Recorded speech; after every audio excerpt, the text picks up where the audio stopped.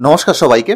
যখনই পয়সা বাঁচানোর কথা আসে আমরা কিন্তু সবসময় ছোট ছোট যে পয়সা বাঁচানো সেই দিকেই নজর দিই, কিন্তু অনেক বড় বড় জায়গা আছে যেখানে আমরা প্রতিদিন অনেক টাকা লোকসান করছি, তারপরেও সেই দিকে আমাদের নজর যায় না। তা আজকে আমরা আলোচনা করব টোটাল 10টি পয়েন্ট নিয়ে যেইখানে আমরা প্রচুর টাকা খরচা করে যাচ্ছি এবং একটু নজর দিলেই আমরা কিন্তু সেখান থেকে প্রচুর টাকা সাশ্রয় করতে পারবো। ভিডিওটি খুবই ইন্টারেস্টিং হতে যাচ্ছে। আপনাদের প্রত্যেককে রিকোয়েস্ট করব ভিডিওটি পুরো দেখার এবং এর মধ্যে কোন কোন পয়েন্ট আপনারা নিজেরা মেনে চলেন কমেন্ট সেকশনে অবশ্যই জানাবেন। 1 নম্বর হলো ক্লোজ ডরমেন্ট অ্যাকাউন্ট। আমরা কিন্তু অনেক সময় অনেক ব্যাংকেই অনেক সেভিংস অ্যাকাউন্ট খুলে ফেলি এবং খুলে ফেলার পরে আমাদের নিজেদেরও মনে থাকে না যে কোথায় আমরা সেভিংস অ্যাকাউন্ট খুলেছি, যার ফলে অনেক সময় দেখা যায় অনেক অ্যাকাউন্ট ইনঅপারেটিভ অবস্থায় পড়ে থাকে এবং ইনঅপারেটিভ অবস্থায় পড়ে থাকার জন্য সেই ব্যাংক কিন্তু আমাদের উপর চার্জের পর চার্জেস লাগাতে থাকে এবং আমরা নিজেরাও জানতে পারি না। অনেক সময় দেখা যায় যে অনেক স্যালারিড পার্সন কোনো একটি কোম্পানিতে কাজ করত, সেই কোম্পানিতে কাজ করার সময় সেই কোম্পানি যেখানে স্যালারি অ্যাকাউন্ট খুলতে বলেছে সে সেখানে স্যালারি অ্যাকাউন্ট খুলে ফেলেছে।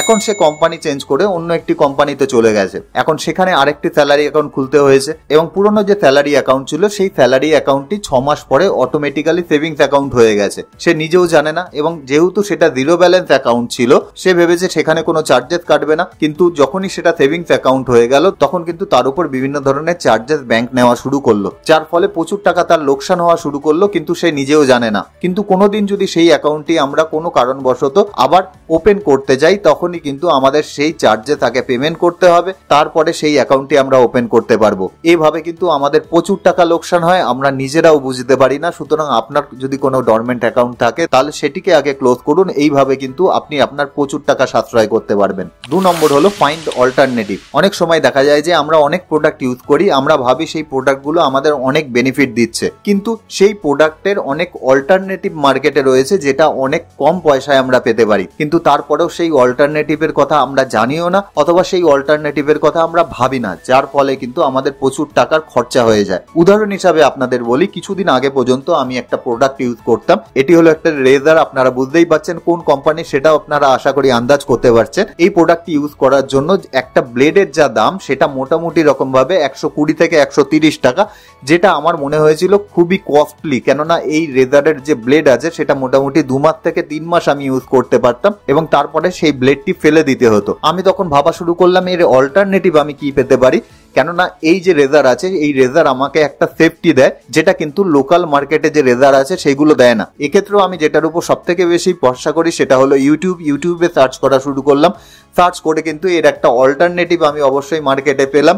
এই রেজার যেটা কিনা দেখতে মার্কেটে একটা লোকাল রেজারের মতন, কিন্তু এর সেফটি আগের যে রেজার ছিল তার মতনই, কিন্তু নর্মাল যে ব্লেড আছে সেই ব্লেডেই কিন্তু এর কাজ হয়ে যায়। সুতরাং একটা দাড়ি কাটার জন্য আমার যেখানে 120 টাকা খরচা করতে হতো প্রতি 3 মাসে, এই ক্ষেত্রে দেখা যাচ্ছে যে আমি 5 থেকে 10 টাকা খরচা করলেই আমার কাজ হয়ে যাচ্ছে পুরো 3 মাসের। তো এটা কিন্তু আমার প্রচুর টাকা সাশ্রয় করেছে। এর সাথে এর যে সেফটি আছে সেই সেফটিটাও কিন্তু খুবই ভালো। আপনারা চাইলে এর লিঙ্ক আমি ডেসক্রিপশনে দিয়ে রাখবো, আপনারা গিয়ে একবার চেক করতে পারেন। 2 নম্বর যে জিনিসটার কথা বলবো সেটা হলো কিন্ডেল। এটা কিন্তু কোনো ট্যাব নয়, এটা খালি বই পড়তে কাজে লাগে। যেহেতু আমি বই পড়ি সেহেতু দেখা যায় যে একটা হার্ড কপি বইয়ের কিনতে গেলে আমার অনেক টাকা খরচা হয়। এক্ষেত্রে আমি একটা বইয়ের সফট কপি কিনতে পারি এবং সফট কপি কেনার সময় অনেক সময় দেখা যায় যে একটা বই আমি 50% অথবা 60% কমেও পেয়ে যাই। কোনো সময় কোনো পয়সাও খরচা করতে হয় না একটা বই পড়ার জন্য, যেহেতু আমার কাছে এই ডিভাইসটি রয়েছে এবং এই ডিভাইসটি আমার চোখের উপর কোনো ধরনের কোনো এফেক্ট ফেলে না, যার ফলে এটা একটা ভ্যালু প্রোডাক্ট হিসাবেই আমার মনে হয় এবং এটা আমার কিন্তু অনেক পয়সা বাঁচাতে সাহায্য করেছে। যাই হোক, আপনি কিন্তু এইভাবে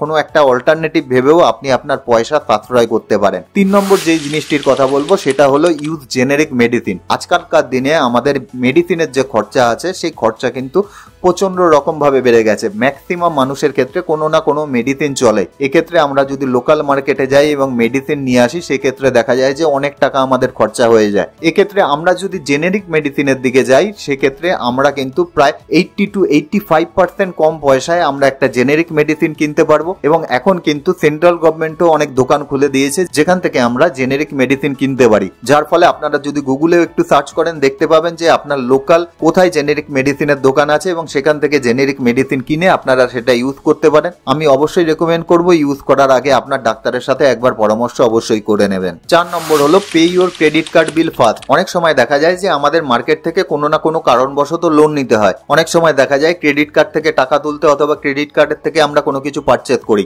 এই ক্ষেত্রে আপনার যদি অন্য কোনো লোন থাকে সেই ক্ষেত্রেও বলবো ক্রেডিট কার্ডের যে লোন আছে সেটাকে আগে পেমেন্ট করুন, কেননা ক্রেডিট কার্ডের যে লোনের ইন্টারেস্ট আছে সেটা কিন্তু 30 থেকে 40% অনেকটা হয়ে যায়, যেটা একটা হিউজ অ্যামাউন্ট বলা যায়। সুতরাং আপনার ক্রেডিট কার্ডের যে লোন আছে সেই লোনটি আগে পেমেন্ট করুন। আর আপনার যদি কোনো কারণে ক্রেডিট কার্ডের লোন না থাকে সেক্ষেত্রে আপনি দেখুন কোন লোনটির ইন্টারেস্ট সব থেকে বেশি, সেই লোনটি আগে শোধ করার ব্যবস্থা করুন, তারপরে আপনি অন্য লোনের দিকে যান। না হলে যেই লোনটির ইন্টারেস্ট রেট প্রচুর পরিমাণে বেশি রয়েছে সেটি কিন্তু আপনার প্রচুর টাকা খরচা করাবে। 5 নম্বর হলো remove your debit card or credit card detail. অনেক সময় দেখা যায় অনেক শপিং সাইট আছে যেখানে কিনা আমাদের ডেবিট কার্ড অথবা ক্রেডিট কার্ডের যে ডিটেল আছে সেই ডিটেল সেভ করা থাকে।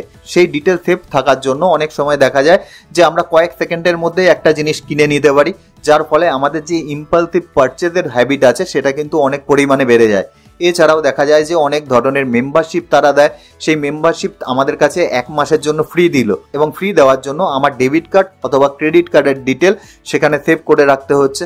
এবং সেখানে সেভ করে রাখার জন্য ম্যাক্সিমাম ক্ষেত্রে যেই জিনিসটা হয়, ম্যাক্সিমাম মানুষের ক্ষেত্রে যে সেই 1 মাস পেরিয়ে যায় তারপরেও সেই ডেবিট কার্ড অথবা ক্রেডিট কার্ডের ডিটেল রিমুভ করতে ভুলে যায় অথবা ফ্রি মেম্বারশিপ সেটাকে উইথড্র করতে ভুলে যায়, যার ফলে পরের মাস থেকেই দেখা যায় সেটা অটোমেটিক্যালি পেড মেম্বারশিপ হয়ে যায়। এবং পেড মেম্বারশিপ হয়ে যাওয়ার জন্য দেখা যায় প্রতি মাসে আপনাকে একটা খরচা করতে হচ্ছে এবং আপনি সেই প্রোডাক্টটি ইউজও করছেন না।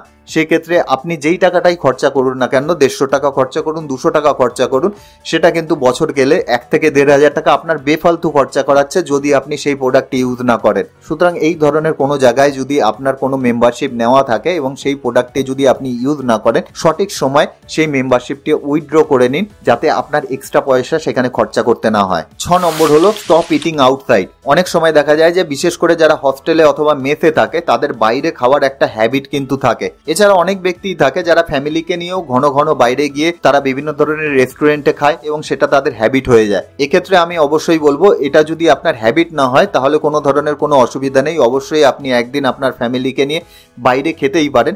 কিন্তু কোনো কারণবশত যদি এই জিনিসটা মনে হয় যে আপনার জোম্যাটো অথবা সুইগি থেকে খাবার আনিয়ে খেতেই আপনার পছন্দ হয়, অথবা আপনি রেগুলার বেসিসে এই কাজটি করে থাকেন, রেস্টুরেন্টে যান অথবা জোম্যাটো সুইগি থেকে খাবার অর্ডার করে খান, সেক্ষেত্রে আমি বলবো আপনি অবশ্যই একটা কুক হায়ার করে নিন। তাতেও দেখা যাবে যে আপনার যে খরচা আছে সেই খরচা কিন্তু ওই যে খরচা আপনি রেস্টুরেন্টে করছেন তার থেকে অনেক কম হবে। এছাড়াও আপনার যদি সামান্য বেশি খরচাও হয়ে গিয়ে থাকে তাহলেও কিন্তু এটা লং টার্মে আপনাকে অনেক বেনিফিট দেবে, কেননা আপনার হেলথ ঠিক থাকবে।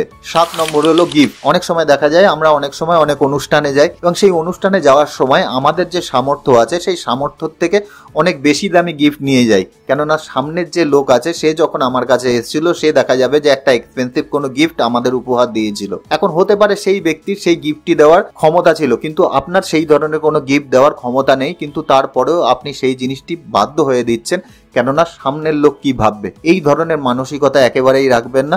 সামনের লোক যদি আপনাকে প্রকৃতই ভালোবাসে আপনার সেই ছোট গিফটও তার কাছে একটা দামি গিফট হয়ে দাঁড়াবে, আর সেই ছোট গিফটের মর্ম যদি সে না বোঝে তাহলে কিন্তু সে আপনার কাছের লোক বলে আমার মনে হয় না। সুতরাং এই সব জিনিসে আপনি খরচা করবেন না, যতটা পরিমাণ আপনার সামর্থ্য আছে ততটা পরিমাণই আপনি কাউকে গিফট দিন। এতে দেখা যাবে যে আপনার আন্তরিকতা যেটা রয়েছে সেটাও কিন্তু সেই গিফটের মধ্যে থাকবে। এর থেকে বেশি দামি গিফট যদি আপনি দিতে যান তাহলে দেখা যাবে তার মধ্যে আপনার যে আন্তরিকতাটা রয়েছে সেই আন্তরিকতার কিন্তু থাকবে না। সুতরাং এই গিফট দেওয়ারও কোনো মানে থাকে না। 8 নম্বর হলো এক্সপেন্সেস অন ফুড। এক্ষেত্রে আমি পুরো উল্টো কথা বলবো যে আপনার খাওয়া দাওয়ার পেছনে যে খরচা আছে সেই খরচা আপনি নিজে থেকেই বাড়ান। এখন অনেকেই বলবে যে আমরা তো পয়সা সেভ করার কথা বলছি, তাহলে আমি খাবার দাবারের উপর খরচা করার কথা কেন বলছি? তার কিন্তু একটাই কারণ, সেটা হলো আমাদের হেলথ। আমরা যদি আমাদের খাবারের উপর অর্থাৎ হেলদি ফুডের উপর আমরা বেশি পরিমাণে খরচা করি সেক্ষেত্রে লং টার্মে দেখা যাবে আমাদের বেনিফিট অনেক বেশি হবে। শর্ট টার্মে হতে পারে আমাদের কিছু এক্সপেন্সেস হলো, কিন্তু লং টার্মে যদি আমাদের হেলথ ভালো থাকে সেটা আমাদের মেডিকেল এক্সপেন্সেস কমাতে অনেকটাই সাহায্য করবে এবং যার ফলে লং টার্মে আমাদের অনেক পয়সার সাশ্রয় হবে। 9 নম্বর হলো পারচেজ অন সেল। আমি অনেক ভিডিওতেই বলেছি যে সেলে যে পারচেজ হয় সেখান থেকে যতটা কম সম্ভব পারচেজ করতে, কিন্তু এই ভিডিওতে আমি অবশ্যই বলবো যে সেলে আপনি অবশ্যই পারচেজ করুন, কিন্তু ইম্পালসিভ পারচেজ করবেন না। আপনার রেগুলার বেসিসে যেই জিনিসগুলো প্রয়োজন আছে সেই সব জিনিসগুলো আপনি অবশ্যই পারচেজ করতে পারেন। যেরকম আপনার গ্রসারি আছে, আপনার বাথরুমের বিভিন্ন ধরনের জিনিস আছে, যেমন সাবান, শ্যাম্পু, এই ধরনের যে প্রোডাক্টগুলো রয়েছে সেই প্রোডাক্টগুলো যদি আপনি সেলে পান তাহলে অবশ্যই আপনি সেই জিনিসগুলো কিনুন, কেননা সেই প্রোডাক্টগুলো আপনাকে আজকে নয় কালকে আপনাকে কিনতেই হবে। এবং কোনো প্রোডাক্ট যদি দেখা যায় যে ভালো প্রোডাক্ট কিন্তু আপনি 40% অথবা 50% অফে পাচ্ছেন, সেই প্রোডাক্টটি কিনে যদি আপনি রেখে দিতে পারেন এবং সেই প্রোডাক্টটি যদি নষ্ট না হয় তাহলে আপনি কিনবেন না কেন? আপনি অবশ্যই কিনুন, কিন্তু এমন কোনো জিনিস আপনি কিনে নেবেন না যেই জিনিসটি আপনার কাছে অলরেডি রয়েছে অথবা এই মুহূর্তে প্রয়োজন নেই।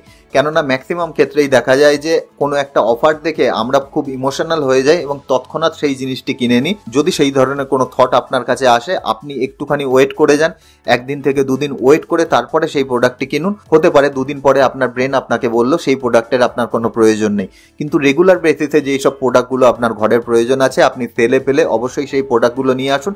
একটা জিনিসই ফলো রাখবেন, সেই প্রোডাক্টটি জানি আপনার কাছে নষ্ট না হয়। আর 10 নম্বর হলো পারচেজে ইন্স্যুরেন্স। এক্ষেত্রে অনেকে বলতে পারেন যে আমরা খরচা করার কথা কেন বলছি, আমরা তো এখানে সেভিংসের কথা বলছি। দেখুন, আপনি যদি কোনো ইন্স্যুরেন্স প্রোডাক্ট কিনে রাখেন, বিশেষ করে হেলথ ইন্স্যুরেন্স প্রোডাক্ট, তাহলে কিন্তু সেই জিনিসটা আপনার যতটা না পয়সা বাঁচাবে তার থেকে আপনার যে মেন্টাল স্যাটিসফ্যাকশন সেটা দেবে। কেননা আপনি জানেন যে আপনার হেলথের দিক থেকে আপনি নিশ্চিন্ত, আপনি ভালো ফুড খাচ্ছেন, এর সাথে সাথে আপনার যদি কোনো ধরনের কোনো ডিজিজ হয়, আপনি যদি হসপিটালাইজড হন, তাহলে সেই হেলথ ইন্স্যুরেন্স কোম্পানি সেই যে বিল আছে সেই বিল আপনার মিটিয়ে দেবে। সুতরাং আপনি নিশ্চিন্ত হয়ে একটা লাইফ বাঁচতে পারবেন। এছাড়া অনেক সময় দেখা যায়, অনেক ব্যক্তিকেই আমি দেখেছি যে ছোট ছোট যখন কোনো ডিজিজ হয়েছে তখন সে হসপিটালাইজ হয়নি, কেননা হসপিটালে দেখা যাবে যে অনেক বড় বিল তার হয়ে যাবে, তার ভয়ে তার সেভিং সমস্ত কিছু শেষ হয়ে যাবে। এক্ষেত্রে তার যদি কোনো ইন্স্যুরেন্স করা থাকতো, সেই ছোট প্রবলেমে সে যদি হসপিটালাইজ হয়ে তার যে ছোট ট্রিটমেন্টটি আছে সেই ট্রিটমেন্টটি করিয়ে নিত, তাহলে কিন্তু আগামী দিনে তার যে ডিজিজ আছে সেই ডিজিজটা বড় হতো না এবং দেখা যেত সে হেলথ ওয়াইজও ভালো থাকতো এবং আগামী দিনে যে খরচা হয়েছে সেই খরচার হাত থেকেও বাঁচতো। সুতরাং আপনি যে হেলথ ইন্স্যুরেন্সের পেছনে খরচা করছেন সেটা কিন্তু আপনার খরচা নয়, সেটাকে আপনি একটা ইনভেস্টমেন্ট হিসাবে দেখুন। হতে পারে লাইফ টাইমে সেই পয়সা উঠলো কি উঠলো না সেই আর্গুমেন্টে আপনি যাবেন না, বরং এটাই ভালো আপনি প্রিমিয়াম জমা করে যাচ্ছেন এবং আপনার সেই প্রিমিয়াম জমা করার জন্য কোনো পয়সা কোনোদিন আপনার রিটার্ন পেতে হলো না। যদি কোনো সময় এই ধরনের সিচুয়েশন আসে, আপনি অ্যাটলিস্ট দেউলিয়া হয়ে যাবেন না, আপনার হেলথ ইন্স্যুরেন্স কোম্পানি আপনার টেক কেয়ার করবে। আশা করি বন্ধুরা ভিডিওটি ভালো লেগেছে। এর মধ্যে কোন কোন পয়েন্টের সাথে আপনি সহমত কমেন্ট সেকশনে অবশ্যই জানাবেন। তাহলে দেখা হচ্ছে নেক্সট ভিডিওতে, ততক্ষণের জন্য বাই।